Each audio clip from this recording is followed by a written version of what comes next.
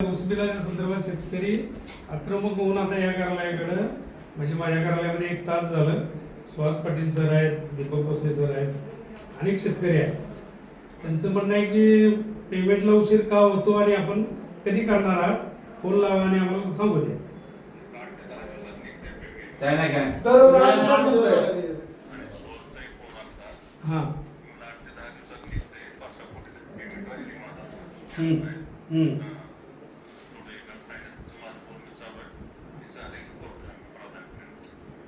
तरी last date शेवट तारीख काय राहील? अजून किती जण मेल्यावर काय देणार पैसे त्यांनी? अजून किती शेतकरी आता हे म्हणले 2 कोटी राहील म्हणले, आता ते म्हणले 8 कोटी राहील. ह्यांचं काय का बघा रिपोर्ट कसे हॅलो साहेब, गांभीर्याने घ्या.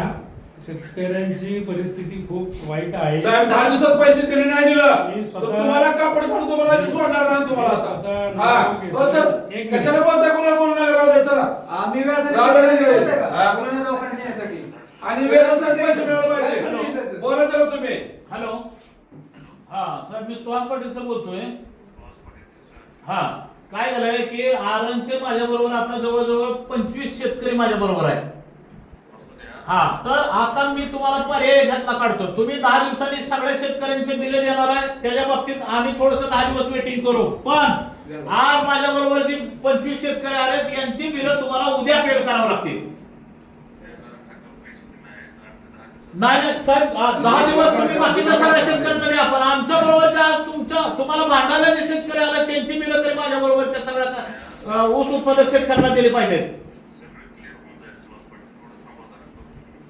नाही साहेब, काय आम्ही नाही थांबणार. मग आम्ही आता उद्या सकाळी येऊन तुमच्या दारात येऊन बसणार आहे सगळे. आता पाय ठोकून देणार नाही, पण आता ह्याला जबाबदार कोण आहे साहेब? ह्याला जबाबदार कोण? मग पैसे नाही हे काय उत्तर आहे का साहेब? मला सांगा बरं. म्हणजे काय मग शेतकऱ्यांनी आता 5-5 महिने ऊस घालून दिलं, शेतकऱ्यांना मिळत नाही. व्याज कोण द्यायचं? शेतकऱ्यांची खूप वाईट अवस्था आहे. म्हणजे अहो साहेब, तुम्ही अशा भाषा बोलू नका राव. त्याला व्याजाबीजच काय बोलला का नाही? व्याजाचं तर 100% काय कुठं किती तुम्ही काय बोलला? नमस्कार सर.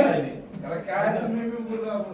रोज जायचं आणि वाट ठेवायला. व्याजाचं केल्याशिवाय तर नाराजीच राहतो. साहेब, पण 20 वर्षात कधी